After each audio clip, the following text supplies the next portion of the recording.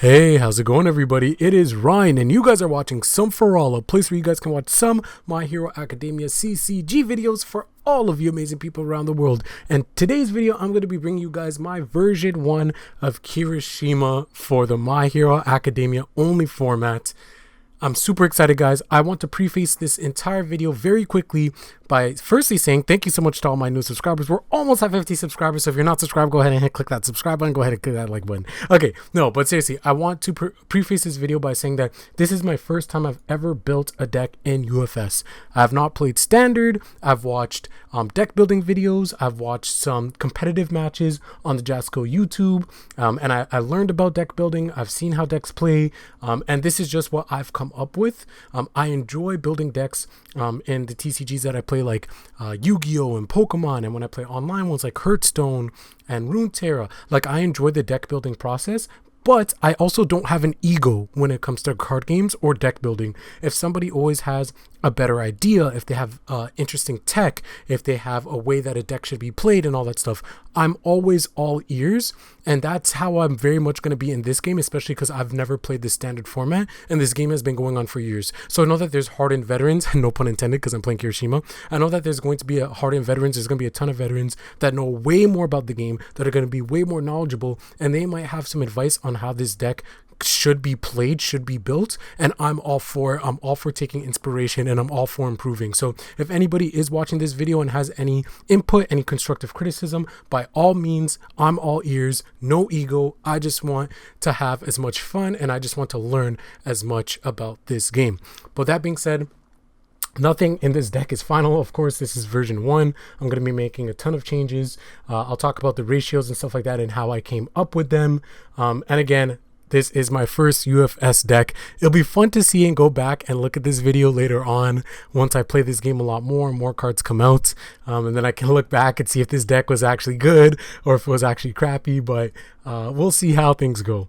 But with that being said, guys, for the attacks, I've decided to run 4 Hardened Pummel, 4 Hardened Chop, 4 Hardened Jab, 2 Texas Smash, and 2 Missouri Smash. Now, because Eijiro Kirishima can build a lot of cards because of how he works and his character card and all that stuff, I wasn't sure if I should play more attacks and a little bit less foundations, or play more foundations and keep, like, you know, around the same amount of attacks or a little bit less. Time will tell. Maybe some veterans can let me know if there's other cards similar to Kirishima in the Standard format. But I was thinking that maybe these set of attacks were good. The reason why I went for these attacks specifically is because they're all punch attacks. I do know Kirishima has 1 kick attack, but I wanted to build this deck around punches, which is why I left out that kick and instead added in 2 of All Might's punches that I feel could synergize with Kirishima's cards. So Hardened Pummel makes sense. I mean, this is going to be like our finisher, our go-to attack. Discard 1 momentum, build 1 card from your hand face down. This attack gets +5 damage, which means it could be +10 pretty easy. Not +10, 10 damage pretty easily. And then your rival cannot play action cards during this attack, which is pretty cool. Hardened Chop and Hardened Jab basically reduce the difficulty by 1. Nick pointed out, really cool effect. Because Hardened Chop destroys 1 face down foundation and Hardened Jab allows you to add 1 face down foundation from your stage to your hand, it doesn't specify if it's readied or committed, so you can essentially destroy 1 face down committed foundation or add 1 face down committed foundation back up to your hand or send it to your discard pile, and then the card that you build from the top of your deck is going to be readied. So that's an advantage in itself, right? So that is pretty damn cool. And then the reason why I decided to go with Texas Smash and Missouri Smash is because I did also want another high block. But then more importantly, Texas Smash is a combo, and its combo is a punch, and all of our cards are punches, so it should always be live. Combo enhanced, this attack gets +4 damage, but the second enhanced, discard 1 card, your next attack this turn gets +4 damage. So I felt like this could be pretty cool. If we played a punch earlier, then we go with Texas Smash.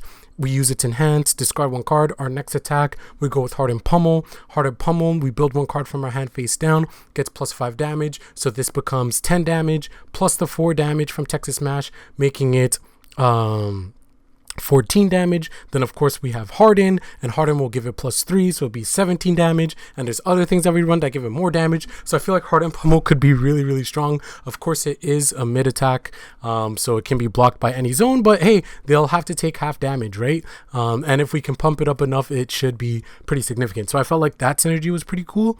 And then Missouri Smash, if this attack deals damage, build the next foundation you play face up. I feel like that works pretty cool with the whole Kirishima idea of wanting to build foundations, have a bunch of cards in your staging area. But more importantly, since you're able to build a foundation, the next foundation you play face up, you'll be able to use it right away. Whereas in usual terms, you'd have to wait until the next year. Until the next year. What am I saying? Until the next turn. Imagine you have to wait until the next year.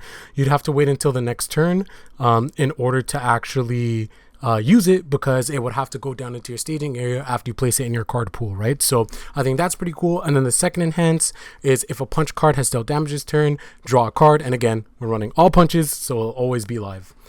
For our one difficulty foundations, so the spammy ones, again, I'm not sure if these ratios are good. They're always up for debate. They're always up to change. And again, I'm not sure what's optimal for a deck like Kirishima, because he has a hand size of 5. But then on top of that, he also builds foundations very easily. But 4 resistance, 4 manly passionate guy, 4 precious lesson, and then 4 note taking. So resistance makes sense, mid blocker, breaker, able to reduce your opponent's damage, stun, all that good stuff. I felt like that was a no-brainer. Manly passionate guy, low block with a 3 block modifier. After you block with a foundation, build it face up. I feel like that's really good. Precious lesson, which is actually a Jiro and a Yayurozu card, but I thought this was pretty cool because after one of your foundations is removed or destroyed, build the top card of your deck face down. I felt like that worked pretty good with the whole idea of Kirishima. And it was a 1, so it's a pretty spammy foundation, but this can be live very easily because we have cards like Hardened Chop, where we destroy 1 face down foundation, build the top card of our deck face down. Then that would trigger Precious Lesson. As a response, we flip this over. Since that was destroyed, we can build the top card of our deck face down. So we're essentially building 2 cards, which I think is pretty damn cool. I think that's good synergy. Note taking, your punch attack gets +2 speed. All of our attacks are punches. So that's it for the spammy 1 difficulty foundations. For the 2 difficulty foundations, Harden, self-explanatory, high block, so we can take advantage of its first response. After you block with this card, your rival's next attack this turn gets -2 damage. So that's pretty cool, and that can trigger off Manly Passionate Guy. So after you block with a foundation, you could build it face up, so you can block with Harden, and then from there, it'll be built into your staging area, and then you could take advantage of its enhance, in which you can get +2 damage or +3 damage instead when you go on the offensive. So that is pretty cool synergy within itself. Then for the Deku cards, I ran 4 Good Impression and 4 Gift from Mom. So Good Impression I thought was really good because we needed more high blocks when I was looking at it. It's a flip. Your next punch attack gets -1 difficulty, which is, again, it's always going to be live. Anytime we can reduce progressive difficulty, that's always a good thing. And then Gift from Mom, discard 1 momentum. Your punch attack gets +3 damage. So again, that just allows us to continue to be more aggressive.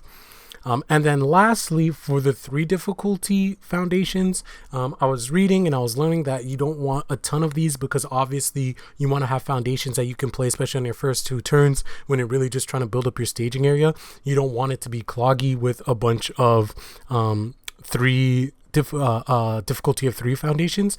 So I decided to go with 5. Now I don't know if that's too many, I don't know if I need more, but this is just what I came up with.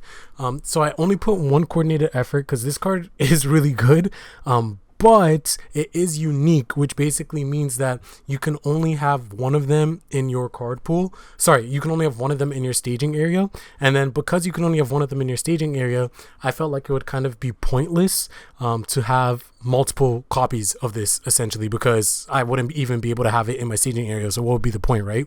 So that's why I decided to only play 1. And then I decided to go with 4 pull no punches because you can destroy 1 sorry, you destroy this foundation and add 1 punch attack from your card pool to your momentum, and I think that is really good. But then pull no punches also allows you to try to close out games because of the deadlock enhance. Your punch attack will get +2 speed, and it'll also gain stun, which I think is pretty good. So again, synergizes with all the punches. So this is it, guys. This is my Eijiro Kirishima.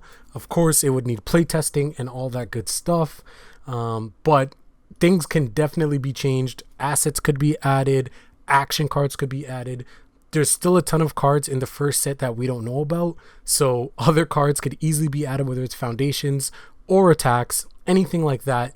But this is version 1. If you guys have any suggestions, anything at all, any ideas, please let me know in the comment section below. If you guys like this type of video and you guys want to see me try to build other decks, let me know. I do know I am going to try to build a Bakugo deck next, as well as the Ida deck as well. And just show you guys like my thought process as like a first time deck builder in this game. And then, like I said, I think it's going to be pretty funny. It's going to be pretty cool to go back to this video in the future, maybe after set 1 is fully out, after I've been able to have a couple months of play of this game under my belt. And then come back to this video and then like compare my current version of Kirishima to this version of Kirishima, maybe do like a play test game against it and like see how badly it gets stomped, or maybe this deck is good. Who knows, right? I think it'll be fun content. I think it'll be fun experience, fun thing to learn as a new player in UFS My Hero Academia. So with that being said, guys, if you enjoyed this video, make sure you guys hit subscribe, make sure you guys hit like, but most importantly, you gotta go plus ultra. Stay tuned, guys, and I'll see you tomorrow. Peace.